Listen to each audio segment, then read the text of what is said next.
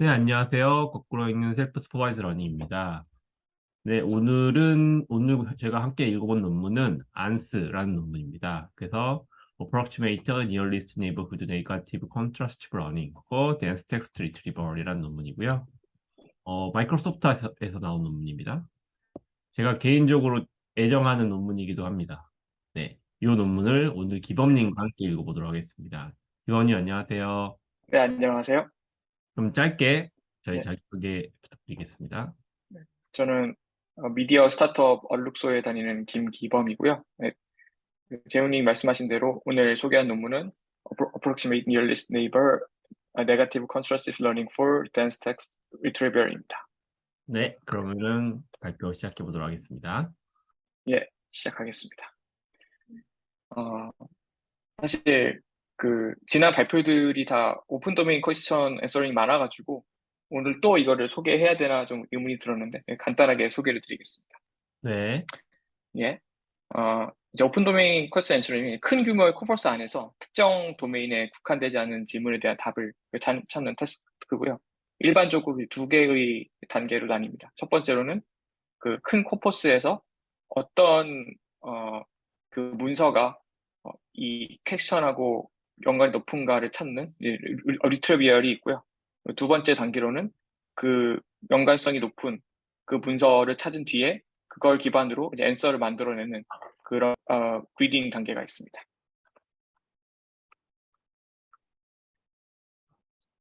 첫 번째로 리트리비얼은 주어진 문장에 대해서 문장의 풀 혹은 코퍼스에서 유사도가 높은 문장들 혹은 패시지들을 찾아내는 거고요. 크게 이제 스파르스하고 덴스 리트리비얼 이렇게 두 개로 나뉘는데 이건 이제 임베딩 벡터가 얼마나 스파르스한가에 따라 나뉩니다. 그래서 그, 그 스파르스 같은 경우에는 뭐 통계 기반으로 많이 사용을 하고 만들어내고 덴스 리트리비얼 같은 경우에는 버스트 같은 딥러닝 모델을 사용해서 어, 그 리트리비얼을 수행을 합니다. 네, 그래서 이 연구에서 기존 논문들을 간단하게 소개하면서 댄스 리트리비얼을 사용하는 연구들은 뉴럴 네트워크, 뭐 버트가 많았죠. 를 이용해서 임베딩을 기반으로 리트리비얼을 진행하는데요. 그래서 지난 시간들에서 우리가 많이 다뤘던 대로 그 임베딩 벡터를 구한 다음에 이걸 이제 닷 프로덕트 기반으로 그 유사도를 구하는데 그때 이제 그 유사도를 기반으로 포지티브 샘플하고 네거티브 샘플들을 얻어냅니다. 그리고 이제 컨스트럭티브 러닝을 진행하는데요. 이때 네거티브 샘플들은 랜덤, BM25, 골드 등과 같은 방법을 사용해서 뽑아냅니다. 포지티브 샘플 같은 경우 유사도가 가장 높은 걸 이제 뽑는 상대적으로 쉬운 건데 이제 네거티브 틀린 게 정답이 없기 때문에 이런 식으로 다양한 방법들을 사용하고 특히 이제 메모리 때문에 이제 인 배치 안에서 그 네거티브 샘플들을 뽑아내는 방법들이 많이 쓰이고 있습니다. 매우 네. 간결한 요약이네요. 네, 아, 좋습니다. 예. 네, 근데 저는 이거를 다시 이제 제가 좀 디테일하게 보면서 조금 마음에 안 들었던 게 네, 네, 그 이제 리트리비얼의 어떤 방법론이 스파르스하고 덴스로 좀 나누잖아요. 네, 네, 네. 근데 이게 사실 어떻게 보면 이 리트리버의 방법론이 중요하지. 그러니까 음, 음, 스파스인가 덴스인가는 어떻게 보면 결과에 지나지 않잖아요. 그래서 이렇게 음, 음. 예, 네, 이렇게 말씀. 나누는 게 좀 맞는지 잘 모르겠어요. 아, 이게 예, 사실은 그 사용하는 방식의 차이가 있습니다. 어, 댄스 리트리버 같은 경우에는 보통 이제 뉴럴넷이 나온 다음에 나온 방식이 댄스 리트리버이고, 요거 같은 예. 경우는 그냥 파이스 인덱싱 기반으로 이제 그 서빙을 하게 되고요. 그 스파르스 리트리버 같은 경우에는 사실 덴스 리트리버이 나온 다음에 스파르스라는 상대적인 그런 이제 컨셉적인 이 효용사가 붙은 것이지 원래 저희가 사용하던 검색 방식이 스파르스거든요. 그 말은 뭐냐면은 아, 네네. BM25 같은 걸로 보통 이제 벡터를 만들게 되면은 그 방식이 기본적으로 항상 하이 디멘저널 스파르스였던 것이고 그거를 저희가 그 인버티드 인덱싱이라는 방식으로 사용했던 것입니다. 그동안. 예. 애초에 이렇게 예. 예. 임베딩을 구한 뒤에도 이렇게 스파르시티에 따라서 애초에 사후 예, 서 처리 방법론도 달랐기 때문에 맞아요. 이렇게 그리고 이제 구분하는 게 좀 스파르스가 많은 원래 거군요. 이제 검색에서 원래 전통적으로 사용하던 방식이에요. 그러니까 스파르스 벡터가 아, 나오면 네네. 그거를 인덱싱을 하고 그거를 이제 그 인덱스를 통해서 검색 결과를 내보내는 방식이 이제 스파르스 방식이고, 음, 애당초 그 방식은 스파르스 벡터가 아니면 불가능합니다. 왜냐면은 하이 디멘저널 덴스 하면은 그 모든 도큐멘트마다 다 인덱싱을 해 놔야 되기 때문에 그게 사실 말이 안 되는 거거든요. 아, 네네. 그래서 이제 요런 상대적인 두 컨셉이 생겼다고 볼 수 있고요. 음, 네네. 아, 쉬운 용어로 구분하기 위해서 스파르스 덴스 요런 용어를 같이 쓰고 있습니다. 아, 네. 실제적으로 두 개가 하고 있는 역할도 달라요. 예를 들면 스파르스 리트리버 같은 경우에는 이그젝트 매치, 뭐 렉시컬 매칭 같은 방식의 그 검색을 하는 것이고, 덴스 리트리버 같은 경우에는 이제 뭐 이전에 저희가 많이 얘기해 왔던 것처럼 어 컨 시멘틱 매칭, 그 의미론적인 연결을 가지고 문서를 찾는 쪽에 좀 더 치중이 있습니다. 그래서 사실 이 두 가지를 같이 쓰는 게 맞고요, 사실은. 네네. 네. 음, 그런 관점이 있다고 볼 수 있을 것 같습니다. 아, 네. 아, 저는 그냥 단순히 그냥 벡터의 형태만 다르다라고 생각을 했었는데, 음음. 그 설명 굉장히 잘 해주셔서 이해를 했습니다. 네네. 예. 네. 그래서 이 논문에 대해서 이제 간단하게 소개를 하기 전에 이제 이 논문은 네거티브 샘플을 좀 집중적으로 다뤄서 이 네거티브 샘플을 뽑는 방법을 좀 더 고도화하고 좀 더 그것을 통해 좀 더 좋은 성능을 내는, 예, 그런 논문인데요. 그래서 간단하게 말씀드리면, 예, 이 논문의 이제 컨트리션 포인트는 이제 오픈 도메인 그 QA에서 이제 네거티브 샘플의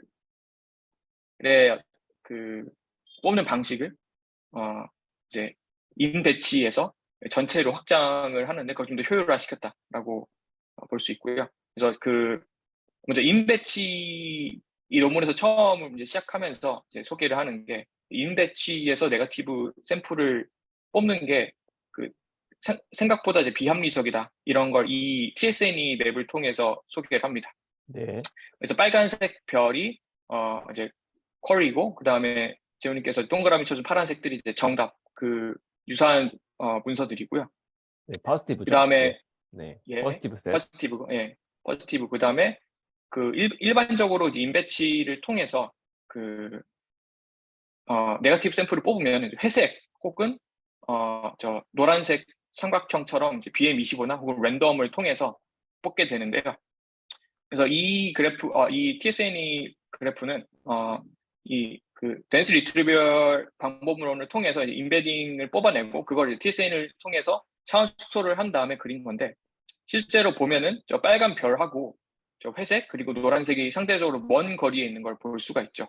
음음. 그런데 이런 것들이 사실 뭐 이렇게만 보면 그냥 당연히 멀리 떨어져 있으니까 당연히 네거티브겠지, 뭐 이 정도만 생각할 수 있는데, 이게 실제 그 학습에 있어서 좀 그쵸. 음. 성능의 저하가 일어날 수 있다, 이런 식으로 벡터 간의 거리가 먼 경우에는 성능 저하가 일어날 수 있다는 걸 이제 소개합니다. 그건 이제 실 바로 다음 페이지에서 소개해 드릴게요. 네. 실제로 되게 중요한 네거티브는 굉장히 비슷하면서도 사실은 다른 예. 요런 네거티브들이 사실은 그 학습 효과가 있는 거잖아요. 저희가 연습 문제를 풀고 뭐 학생 때 문제집을 풀 때도 잘 틀릴 만한 어려운 문제를 내는 이제 문제집들이 되게 공부가 많이 되듯이 그런 네거티브가 중요한데, 그런 네거티브가 여기 네거티브인 거예요. 그죠? 네. 이런 애들을 실제로 뽑아야 되는데 기존 DPR 논문에서 얘기하는 인배치 네거티브는 랜덤, 즉 얘네들에 대한 것이었고, 그리고 네거티브에서 또 뭐 BM25로 뽑을 수 있다는 네거티브도 여기 요런 애들이어서 실제로 얘네들은 어려운 문제가 아니고 '학습 효과가 크지 않다.'라는 얘기를 지적을 하고 있는 것이죠. 그리고 예. 그런 네거티브가 사실 그 리얼 필드에서 실제 환경에서 들어오는 네거티브와는 좀 다르다. 사뭇 다르다. 뭐 논문에서는 distribution discrepancy라는 용어를 쓰고 있는데, 네, 그런 모티베이션에서 시작한 논문이고, 결과적으로는 인배치 네거티브를 공격하는 그런 논문이라고 논점을 잡고 있습니다. 네. 예, 그래서 이 논문을 통해서 그 파란색 역삼각형 더 중요한 이제 네거티브 샘플들을 뽑을 수 있게 하겠다라는 거고요. 네. 네. 그래서 저도 요 그림 굉장히 처음 봤을 때 굉장히 예. 좀 충격적이었고, 네. 네, 인사이트풀하다고 생각하고 합니다. 네. 예, 저도 동의합니다. 네, 넘어가겠습니다. 네. 네, 그래서 이런 그 앞에서 소개한 그런 실제 쿼리 혹은 이제 포지티브 샘플과 멀리 떨어져 있는 그런 네거티브 샘플들이 이제 학습에 사용이 되는 경우에 리트리버 학습에 사용되는 경우에 어떤 문제점이 있는지를 소개해 드리겠습니다. diminishing gradient of uninformative negative인데요. 네거티브 샘플과 쿼리 사이에 혹은 뭐 포지티브 샘플 사이의 거리가 멀면 로스가 작아집니다. 뭐 여기 밑에 보시면 이제 크로스 엔트로피 로스를 보시면 그 실제로 지금 이 그 분모에 있는 이 서메이션 하는 게 이제 네거티브 샘플을 다루는 거잖아요. 근데 이게 굉장히 그 거리가 멀어버리면 거의 0이 되겠죠. 그럼 이게 결국 그 그레디언트 굉장히 이제 로스 자체가 굉장히 작아지고요. 요게 0이 그래서 되면은 로스가 커지지 않나요? 이게 분모가 0이 되면 로스가 커지는, 이런 거 마이너스가 붙어 있거든요. 네네. 네. 네네. 제 말이 틀린가요? 아니요. 아니, 마이너스가 붙어 있네요. 네네. 네네. 그래서 이런 제로 로스를 만드는 네거티브 샘플들은 이제 그레디언트 거의 0으로 만들고 이제 모델 컨버전스에 미미한 영향을 미치는 거의 영향을 주지 않는다는 겁니다. 그래서 만약에 네거티브 샘플을 이 실제 쿼리와 거리가 멀면 멀수록 더 학습 능력이 저하된다라고 말할 수도 있을 것 같습니다. 또한 그럼 우리가 그래서 아까 재훈님께서도 짚어주셨다시피 그 포지티브 샘플과 굉장히 유사한 가까운 거리에 있는 그런 네거티브 샘플들을 뽑아야 하는데, 근데 이 인배치에서 네거티브 샘플을 뽑을 경우에는 그게 상대적으로 힘든 게 뭐냐면 전체 코퍼스 사이즈에 비해서 배치 사이즈 그리고 이제 인포머티브 네거티브 샘플 수가 적기 때문에 그 로컬 인배치에서는 인포머티브 네거티브 샘플이 존재할 가능성이 굉장히 적다라고 설명을 합니다. 이거에 대해서 좀 통계적으로 뒤에서 이제 결과에서 보일 거고요. 어쨌든 이런 그 이유 때문에 인배치 네거티브가 상대적으로 효과가 떨어진다라고 이 논문은 주장하고 있습니다. 네. 예. 그래서 저는 사실 그 재훈께서 말씀하신 거랑 조금 유사하다고 생각한 게, 저는 이제 주로 슈퍼바이스 러닝을 많이 했었는데 거기서도 네네. 그 디시전 바운더리 근처의 샘플이 굉장히 중요하잖아요. 어큐러시 측면에서도 그렇고 학습 측면에서도 그렇고요. 맞아요. 그래서 이렇게 이걸 이제 그 디시전 바운더리 근처를 다루는 거하고 굉장히 유사하다고 생각이 들어가지고 네, 그렇군요. 저도 생각이 동의합니다. 들었고요. 네네. 그리고 간단하게 정리하자면 인배치 네거티브는 정보량이 너무 작다. 그러니까 정보량이 작다는 거는 너무 멀리 떨어져 있기 때문에 그 그레디언트에 기여하는 양이 너무 작다는 거고, 그 다음에 정보량이 적은 네거티브 샘플은 학습에 비효율적이다라는 거고, 두 개를 합쳐서 이제 인배치 네거티브를 사용하는 것은 학습에 비효율적이고, 그래서 우리가 해야 할 것은 그 정보량이 더 많은 포지티브 쿼리와 포지티브 샘플 혹은 쿼리와 유사한, 그리고 그 포지티브 샘플과 구분하기 어려운 네거티브 샘플을 사용해야 한다는 겁니다. 그래서 이 뒤부터 이제 어떻게 이런 네거티브 샘플을 얻을 수 있을지를 소개하겠습니다. 조금 정확하게 얘기하면 인배치 네거티브가 정보량이 작다기보다는 인배치 네거티브 안에 방법으로는 정보량이 높은 네거티브를 뽑을 수 있는 확률이 매우 낮다. 예, 조금 더 맞습니다. 정확한 것 같습니다. 네네. 예. 그래서 그러면은 이제 인배치 네거티브는 로컬에서 뽑는 거니까, 그러니까 배치 안에서 뽑는 거니까 네, 글로벌하게 뽑자가 네. 사실 이 안스의 모티베이션 중에 하나로 저는 이해를 하고 있습니다.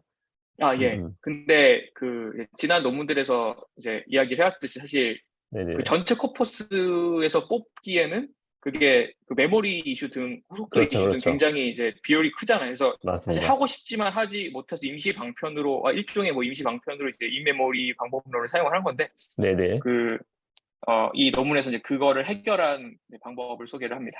네. 그게 이제 그 앞에 표가 너무 로직이 훌륭하네요. 요거만 보면은 사실 모티베이션 전부 다 이해한 거라고 볼 수 있을 것 같아요. 네네. 예. 네. 네. 그래서 이게 안스 모델이라고 하죠. 네. 네, 뭐 안스 사실 모델은 네. 아키텍처라기보다 이제 트레이닝 메소드에 가깝다고 볼 수 아, 있겠죠. 네. 네, 뭐 모델이라는 표현이 좀 틀렸네요. 하여튼 아니 그 이게 풀어서 쓰면 approximate nearest neighbor negative constructive estimation인데요. 음. 그 코퍼스 전체에 대한 AN은 approximate nearest neighbor index를 사용해서 이제 인베치 네거티브 대신 그 코퍼스에서 인포머티브 네거티브 샘플을 추출하는 방법입니다. 여기까지 보면 사실 이 ANN은 그 그냥 그 코퍼스 전체에서 그 더 프로덕트를 통해서 그 이제 유사도를 계산을 하고 그걸 통해서 거기에 탑 n을 가져오는 건데 여기까지는 사실 똑같습니다. 근데 이거를 좀 더 이제 비용 효율적으로 한 이제 논문이고요. 음.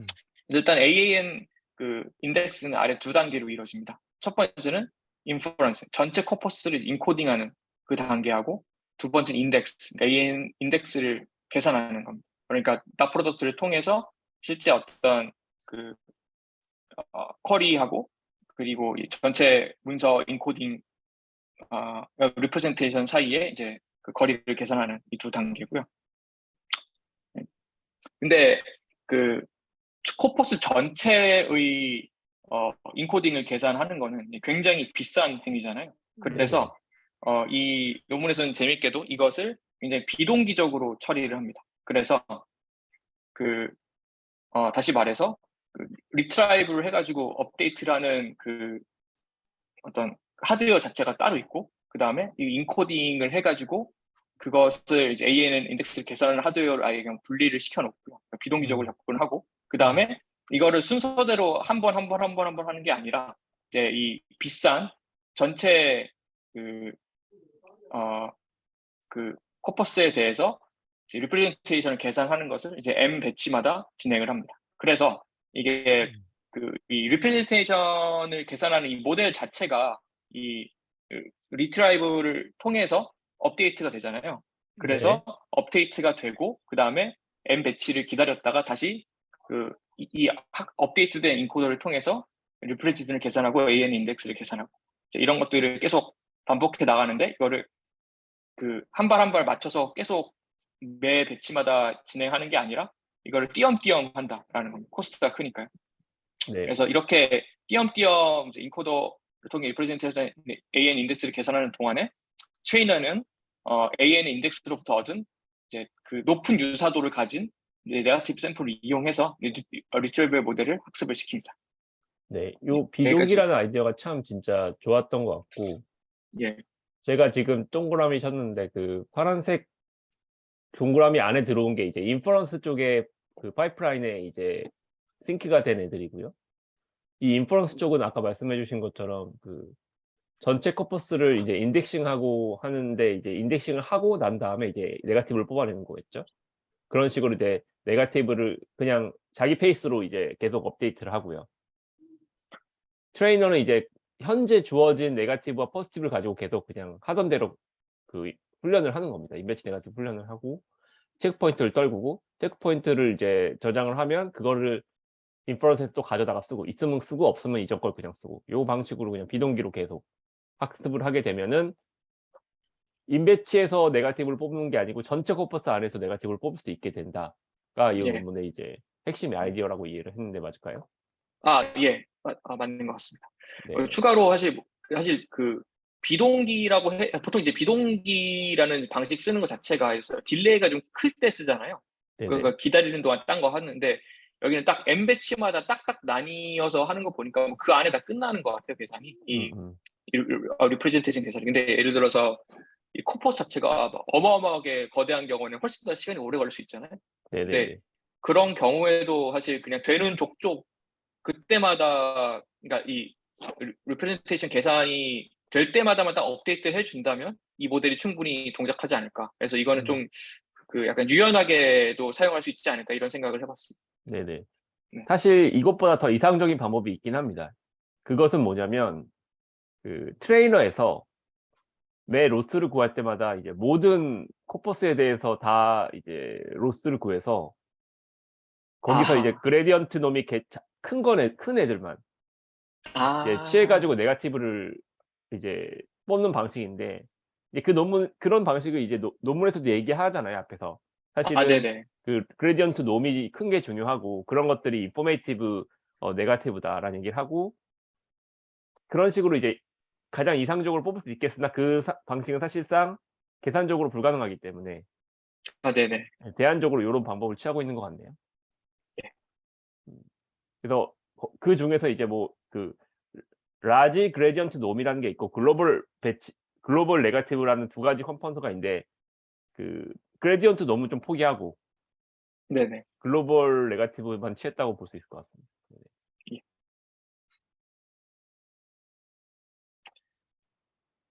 그리고 사실 이렇게 리프레젠테이션을 구하는 것뿐만 아니라 실제 이 나 프로덕트를 하는 것도 이 임베딩 벡터를 다 코퍼스 전체에 대해서 다 프로덕트를 다 해야 되기 때문에 굉장히 클 텐데, 이거 같은 경우에는 이제 이 벡터 유사도 검색을 GPU 가속으로 빠르게 할 수 있는 이제 파이스라는 그런 그 툴을 사용을 해서 굉장히 빠른 속도를 보였다고 하고요. 저게 뭐 덴스 리트리버를 사용하는 사람들한테는 거의 필수적인 그런 라이브러리가 돼 버렸죠. 아, 예. 네네. 그리고 그렇군요. 어 이거는 어디까지나 그 어떤 모델을 뭐 변경을 아키텍처를 막 변경한 게 아니라 이제 음음. 그 네거티브 샘플을 뽑는 방법만 변경한 거기 때문에 다양한 덴스 리트리버 모델에 모두 적용할 수가 있고, 음. 근데 이 연구에서는 이제 벤치마크를 위해서 한 모델만 최신 논문만 하나 이제 그 고정을 해 놓고 사용을 했습니다. 여기서는 뭐 벌트 듀얼 인코더를 사용했고, 뭐 다 프로덕트로 시뮬러티를 계산했고, 그다음에 네거티브 로그 라이클리후드 로스를 이제 계산했습니다. 사용을 했습니다. 넘어가겠습니다. 네. 그래서 사실 뭐 그 논문의 어떤 이런 그 알맹이 자체는 이렇게 엄청 막 많지는 않더라고요. 여기까지가 설명이었고요. 네. 뭐 혹시 재용님 더 하실 말씀 아니요. 있으신가요? 저는 그냥 이 예. 논문의 흐름 자체 너무 좋아하는 거예요. 아, 그러니까 예. 옵저베이션이 있었고, 그 옵저베이션에 대해서 이론적인 탐구를 했었고, 거기에 어떤 인사이트를 뽑아낸 다음에 그거를 가지고 메소드를 만들어서 실험을 결과를 보인 약간 이런 전형적인 논문인 것 같고, 예. 그게 결과까지 좋기 때문에 너무 읽으면서도 훌륭하다는 생각을 계속 하게 됐던 것 같습니다. 네네. 예. 동의합니다. 그 익스페리먼트는 이제 두 가지 종류를 사용했는데, 첫 번째는 이제 리트리비얼 그 자체만을 사용하는 데이터셋이고, 음. 이것은 이제 그 TREC라는 건데, 2019 이건 그 빈 검색 엔진에 이제 쿼리가 있고 그 관련 문서 레이블링 돼 있는 그런 그 페어링된 데이터셋이고요. 그다음에 두 번째로는 그 이제 내추럴 퀘스천 그 트래비아 QA라는 오픈 QA 데이터셋을 사용했습니다. 첫 번째로 리트리비얼 성능 자체를 확인을 했는데요. 그래서 그 기존의 이제 BM25나 그다음에 그 랜덤으로 이제 인 배치 네거티브 샘플링을 한 그런 그 모델들보다 이 ANS를 사용한 그 모델이 훨씬 더 좋은 성능을 냈고요. 그다음에 그 BM20으로 웜업 한 다음에 그다음에 랜덤이나 그 다른 것들을 사용하는 이런 것들이 좀 더 뭐 좋은 성능을 낸다고 아마 알려져 있었을 텐데, 그것보다도 더 좋은 성능이 나온 것 같습니다. 얘네들 이제 BM25 웜업 애들. 그러니까 다 네. DPR은 기본적으로 쓴 건데, 일단 기본적으로 DPR을 BM25 네거티브로 웜업하고 그다음에 이제 각각의 이제 네거티브 방식을 쓴 애들이 있는 거죠. 네. 여기서 제가 좀 주목했던 게 이 처음부터 네거티브를 섞어 쓴 애가 롤머블한 애보다 좀 좋더라고요 항상. 항상 그렇군요. 네. 그래서 이거는 아, 나중에 뭐 비슷한 일을 하시게 되면 꼭 참고하시면 좋을 것 같습니다. 감사합니다. 기범님 혹시 퍼스트 P와 맥스 P에 대해서 혹시 설명해 줄 수 있나요? 그거는 제가 그 추가 놓쳤네요. 혹시 그걸 설명해 줄 수 있으신가요? 요거가 뭐 별것 아니에요. 사실은 퍼스트 P는 어 그 이제 문서 같은 걸 패스지를 사용할 때 그 모든 토큰이 다 안 들어갈 수 있잖아요. 문서가 너무 예. 길어서 패스지가 너무 길어서. 그거는 퍼스트 P 같은 경우에는 512 토큰 앞에 있는 512 토큰을 사용하겠다라는 얘기고요. 네. 맥스 P 같은 경우에는 그거를 510P 패스지 단으로 그 문서를 쪼개서 스플릿해서 그중에서 스코어가 높은 4 개의 그 패스지를 풀링해서 사용하겠다는 얘기예요. 그런 차이가 음. 있습니다. 그래서 맥스피가 더 좋습니다 항상.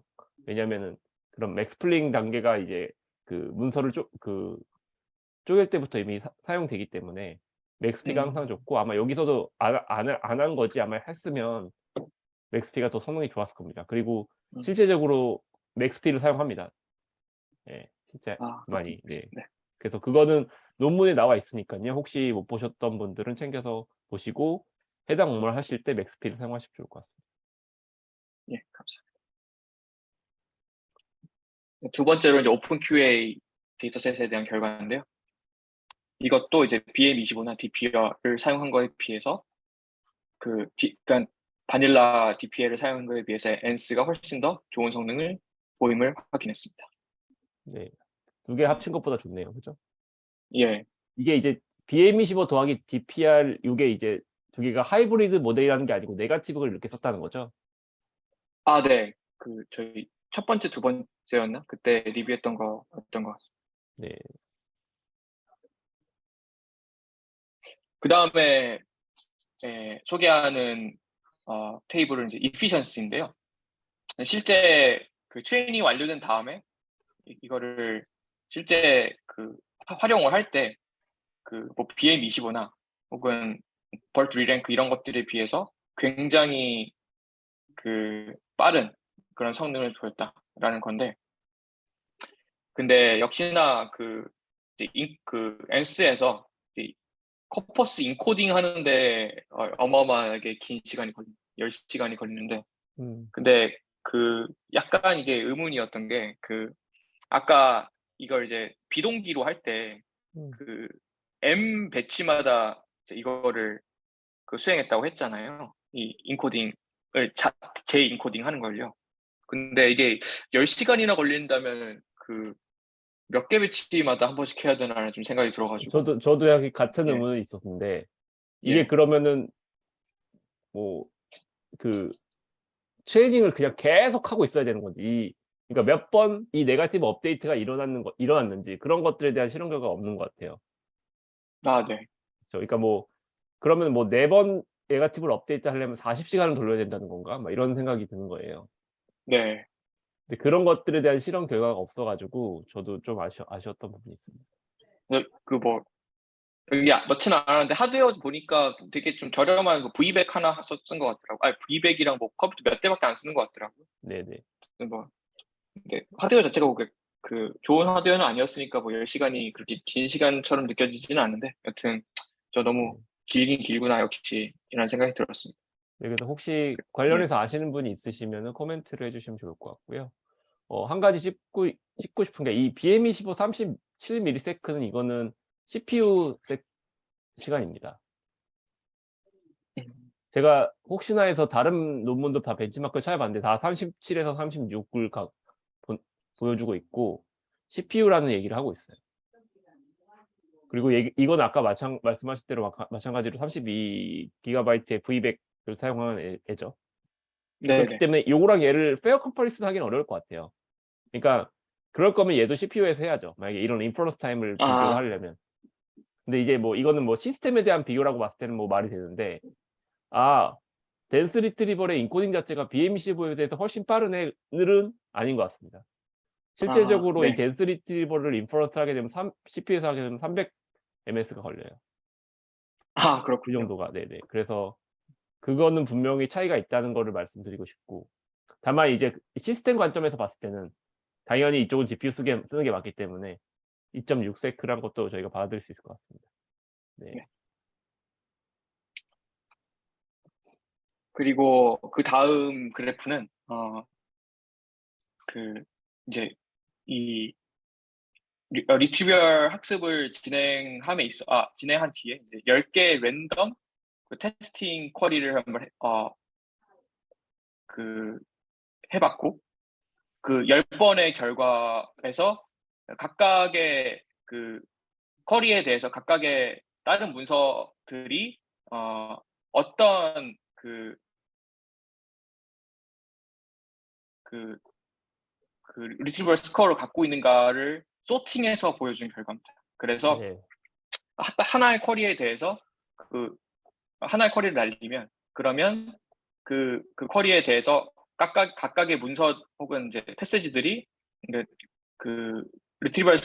덴스 리트리버 스코어 혹은 유사도를 점수를 갖고 있을 텐데, 그걸 이제 소팅해서 정렬해서 각각의 모델에 대해 나타내는 거고요. 그럼 당연히 소팅이 됐으니까 이제 우하향의 그래프를 보이는데, 이거는 사실 거의 다 똑같은 그림이라 이제 딱히 의미는 없었고, 제 생각에는. 근데 이제 그래프 밑에 이제 모델 설명 보시면 그 퍼센티지가 있잖아요. 그 퍼센티지가 뭘 뜻하냐면, 처음에 이 논문을 소개를 할 때 가장 정보량이 많은 포지티브 샘플하고 거리가 가까운 네거티브 샘플을 뽑아야 한다라는 게 이 논문의 어떤 목표였잖아요. 근데 네네. 실제로 이 ANS first P 같은 경우에는 그 소팅한 대로 뽑았으니까 당연히 100%가 나오고요. 그런데 네네. 이제 처음에 이제 TSNE 그래프에서 봤던 것처럼 랜덤하게 뽑은 보고 BM25 같은 걸 뽑은 그렇게 네거티브 샘플링을 한 경우에는 그런 하이 스코어 100개의 하이 스코어 네거티브 샘플이 거의 없거나 아예 없었다라는 게 이 퍼센티지 값으로 이제 증명이 됐습니다. 그리고 네네. 뭐 실제로 이 모델 자체가 엔스가 변경되기 딱 그거밖에 없잖아요. 그래서 실제 네네. 그게 그죠. 영향을 미쳤다라고 이제 볼 수가 있을 것 같고요. 네. 네네네. 좋습니다. 어 잠깐만요. 예. 채팅창을 잠깐 보니깐요. 성우님께서 질문을 올려주셨습니다. SRAM의 하이트 위드스 뎁스 중에서 어떤 게 매치 사이즈랑 연관이 있을까요? 라고 질문 주셨는데요. 제가 좀 이 질문을 이해를 못했습니다. 좀 더 부연을 해주실 수 있나요?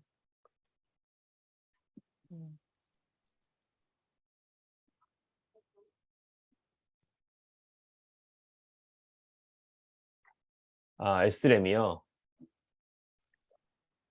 요거 사실 SRAM에 대한 저는 약간 지식이 없는데요. SRAM의 height, width, depth라는 게 어떤 걸 의미하는지 조금 더 설명해 주시면 좋을 것 같아요.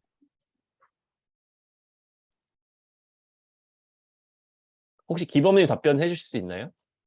저도 사실 그 단어가 뭔지 몰라서요. 네네네. 어 요거 넘어가도록 하겠습니다, 질문. 네네. 알겠습니다. 네. 네. 그다음에 이제 마지막 그래프인데요. 이제 아까 네거티브 샘플을 너무 이제 쿼리 혹은 포지티브 샘플하고 거리가 먼 걸 뽑았을 때 그러니까 로스가 굉장히 작아지기 때문에 그레디언트 자체도 굉장히 작게 되고 학습이 잘 상대적으로 진행되지 않는다라는 주장을 했는데, 그거에 대한 증명입니다. 그래서 말은 이제 그걸 그냥 아까 쓴 말 그대로 갖고 왔고요. 실제로 비교를 해보면, 엄청나네요. 네, 그러니까 엄청난 사실 뭐 비교. 예, 이게 로스가 크다고 여기서 나쁜 게 아니잖아요. 그러니까 그쵸. 실제로 로스가 더 크도록 이제 의도를 한 거고, 그리고 작아지는 것도 좀 더 가시적으로 보이죠. 이게 보텀, 미들, 탑 요게 뭐를 의미하는 거죠? 레이어인가요? 예, 음, 레이어일 겁니다. 네네. 모든 레이어에서 다 비슷한 스케일로 그레디언트 놈의 스케일 차이가 존재한다는 것이고, 예. 어, 트레이닝 로스도 엄청 크다. 그만큼 그 인포메이티브하다. 뭐 그런 얘기를 하고 있는 것 같습니다. 예. 음. 그리고 그 이 모델을 사용하면 사실 배치 사이즈가 상대적으로 덜 중요하잖아요. 아, 그렇죠. 왜냐면 네. 네, 인배치로 뭔가 하는 게 없기 때문에. 그래서 여기서는 이제 배치 사이즈를 8을 썼더라고요. 아, 네네. 네. 네. 좋은 포인트인 것 같습니다. 굉장히 네. 약간 시간으로 배치 사이즈를 산 느낌이긴 하네요. 네네. 아무튼 네, 제 발표는 여기까지고요. 혹시 뭐 다른 말씀하실 거나 질문 있으신가요? 아, 네. 저는 질문이 없고요. 채팅창에 질문이 올라오는 걸 같이 봐 주시면 좋을 것 같습니다. 네, 희은 님께서 질문을 주시고 계십니다. 네, 희은 님 댓글 달아 주시면 좋을 것 같습니다. 아니면 직접 막 네, 말씀하셔도 네네네. 네, 희은 님 질문을 한번 제가 읽어 보겠습니다. 네거티브 샘플 구성에 관련하여 질문이 있는데요. 실제 현업 혹은 프로젝트 등에서 네거티브 데이터 구성 시 전체 학습 데이터셋 혹은 한 배치 내에서 하드 네거티브와 그 외의 네거티브의 비율은 보통 어느 정도로 구성하며 어떤 경우에 성능이 가장 좋은지 알 수 있을까요? 라고 질문을 주셨네요. 혹시 기범님 답변 주실 수 있나요? 저 같은 경우에는 사실 현업에서 이제 아직 이런 음. 어떤 뭐 오픈 QA나 NLP 컨스트럭티브 러닝을 하고 있지 않기 때문에 사실 저는 네. 답변을 드릴 수 없고, 이걸 네네. 하고 계신 분들이 좀 답변 드리면 좋을 것 같습니다. 제가 그냥 제 경험 말씀드리면 일단은 하드 네거티브는 다다익선입니다. 무조건 많으면 좋도록 좋고요. 그래서 발견되는 만큼 거의 사용합니다. 그래서 비율에 대해서는 말씀을 드리기가 어려울 것 같고요. 어 그 말은 곧 이어지는 질문에 또 답이 될 것 같은데 네거티브 이그젬플이 하드 네거티브 이그젬플이 많이 포함될수록 성능이 좋다는 게 이제 보통 일반적인 얘기입니다. 정설이고요. 어 네. 그래서 중요한 거는 결국에는 이제 네거티브 마이닝 보다 마다 보통 이제 뭐 댄스 리트리브나 BME15 같은 경우가 써 가지고 인퍼런스 한 다음에 하드 네거티브를 찾잖아요. 그럼 그 하드 네거티브를 어디까지 하드 네거티브로 할 것인가의 기준을 정하는 게 중요합니다. 뭐 예를 들면은 탑 K를 찾았는데 그중에 뭐 당연히 탑 10 정도는 포지티브에 가까울 것이고요. 그러면은 뭐 탑 100를 찾았는데 그러면 하위 뭐 10 개를 네거티브로 해야 된다라든지 뭐 아니면은 뭐 그렇게 하면 너무 이제 멀리 떨어져 있는 네거티브니까 뭐 10 번째에서 20 번째까지를 하드 네거티브로 한다든지 아니면 전체 찾은 것 중에서 DPL 논문에서 하고 있듯이 전체 찾은 것 중에서 앤서 스팬이 포함되지 않은 그런 다큐멘트를 네거티브로 한다든지 그런 크라이테리언이 다 존재할 것 같습니다. 그래서 그런 것들을 잘 정하는 게 사실은 어려운 일이고요. 그런 것들이 실제적으로 성능, 즉 하드 네거티브의 퀄리티에 영향을 미치게 될 것 같습니다. 네. 희애 님께서 답변이 되셨을까요? 혹시 다른 분들이 또 코멘트를 더 주실 수 있으면 좋을 것 같습니다.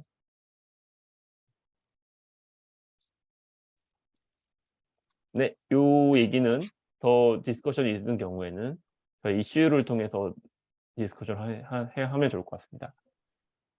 네. 네. 기범님 오늘 논문 잘 읽어 주셨는데요. 혹시 논문을 읽으시면서 소감이나 뭐 생각하신 점이 있으시면은 간단하게 요약해 주실 수 있을까요? 아, 저도 이 논문을 읽으면서 되게 간결하게 되게 잘 썼다라는 생각이 들었고, 특히 재영님께서 강조하신 대로 되게 음. 어떤 발단하고 그거의 어떤 풀이 과정이 너무 이제 딱 플루언트하게 이어져 가지고 굉장히 뭔가 논리적이라는 생각이 딱 들었습니다. 아, 그렇군요. 밤새서 만드신 발표 자료가 매우 훌륭하다고 생각이 합니다. 좀 못생겨서 좀 부끄럽긴 하네요. 너무 일목요연하게 잘 정리해 주셔서 감사드리고요. 그냥 제가 한번 좀 리캡을 해 보겠습니다. 요 논문에서는 이제 그 아까 김원님이 설명해 주신 것처럼 퍼스트 스테이지 리트리버가 세컨드 스테이지 리랭커에 대한 역할 구분을 하고 있고요.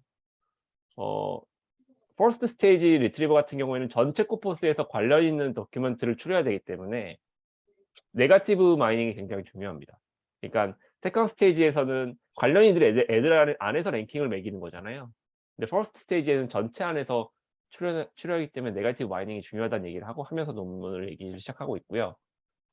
그래서 이제 기존의 네거티브 마이닝 방식인 인베치 네거티브의 그 비효과성에 대해서 얘기를 하고 있는 겁니다. 그래서 뭐 인베치 네거티브에서 찾은 네거티브에는 인포메이티브하지 않다. 뭐 그게 이제 어떤 것들이 인포메이티브하지 않냐. 트레이닝 로스가 낮고 그레디언트가 작고 그런 것들은 인포메이티브하지 않다라는 얘기를 하고 있고요. 뭐 그런 것들이 결국에는 그렇게 찾은 그런 네거티브는 그 실제 인퍼런스 환경에서 들어오는 네거티브 이그젬플과의 디스트리뷰션 디스크레펜시가 있다고 주장을 하는 겁니다. 그래서 그런 것들을 극복하기 위해서 이제 안스라는 방식으로 글로벌하게 네거티브를 찾는 방식을 개발했고, 안스 같은 경우에는 이제 트레이닝 땅과 네거티브 마이닝 땅을 비동기로 두어 가지고 학습시키는 방법이고요. 그렇기 때문에 이제 굉장히 하드 네거티브를 잘 뽑을 수 있기 때문에 인배치 네거티브가 필요 없습니다. 그 인배치 네거티브 사이즈를 크게 하는 이유는 아까 말씀드린 대로 인배치 네거티브를 크게 함으로써 배치 안에 좋은 네거티브 이그젬플이 존재할 확률을 늘리는 방식이거든요. 근데 안스 같은 경우는 애당초 전체 코퍼스에서 네거티브를 찾기 때문에 인배치 네거티브를 배치 사이즈를 크게 할 필요가 없는 겁니다. 그걸 한 대신에 이제 비동기로 크게 네거티브를 찾고 있기 때문이죠. 네. 그래서 이제 아까 뭐 배치 사이즈 8로 했다고 말씀도 주셨는데요. 네. 네.